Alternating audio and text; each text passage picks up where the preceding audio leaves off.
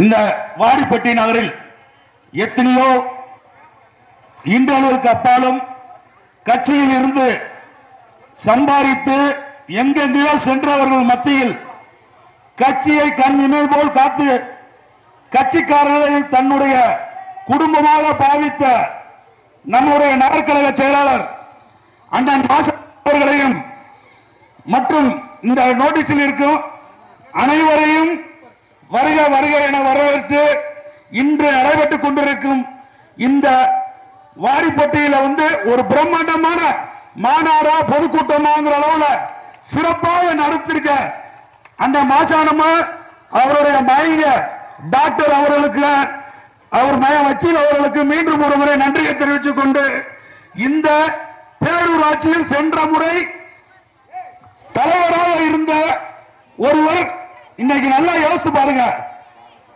பேரூராட்சியில் தலைவராக இருந்த ஜோதிமணி இன்னைக்கு வரைக்கும் ஒரு கடையில வேலை பார்க்கிறாங்க.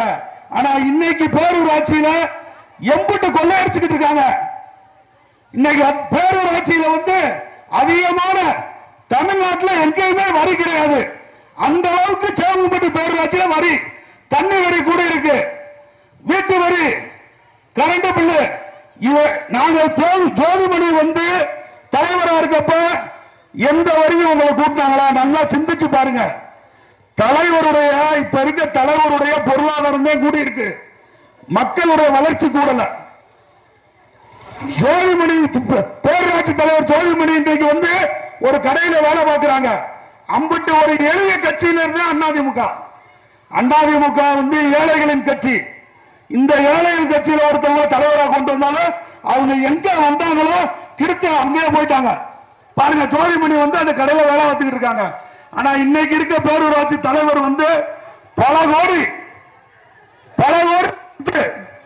இதுக்கெல்லாம் பேரூராட்சியில நீங்க கட்டுற வரி, நீங்க கட்டுற கரண்ட் பில்லு, நீங்க கட்டுற சொத்து வரி இதெல்லாம் சுரண்டப்படுது. இனி வரும் காலங்களில் இதற்கெல்லாம் ஒரு முற்றுப்புள்ளி வச்சுட்டு நம்மளுடைய எடப்பாடியார் கழகத்தின் நிரந்தர பொதுச்செயலாளர் எடப்பாடியார் அவர்கள் மீண்டும்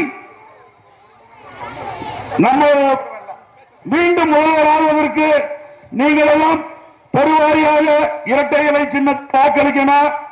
இரட்டை இலை சின்னத்தில் வாக்களிச்சாத்தான் நம்மளுக்கு நல்ல பல திட்டங்கள் வரும். இந்த பல திட்டங்களை பூரா பேச்சாளர் நிறைய சொல்ல இருப்பாங்க. இதற்கெல்லாம் ஒரு முற்றுப்புள்ளி வைக்கணும். ஊரக உள்ளாட்சித்துறை அமைச்சராக இருக்கிறவருடைய பினாமியை இந்த ஊர்ல இருந்து ஒழிக்கணும். நல்லா யோசிக்க.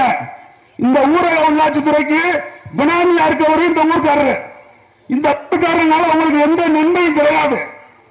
வரும் காலங்களில் அண்ணனுடைய எடப்பாடியார் கருத்தை வலுப்படுத்துங்க.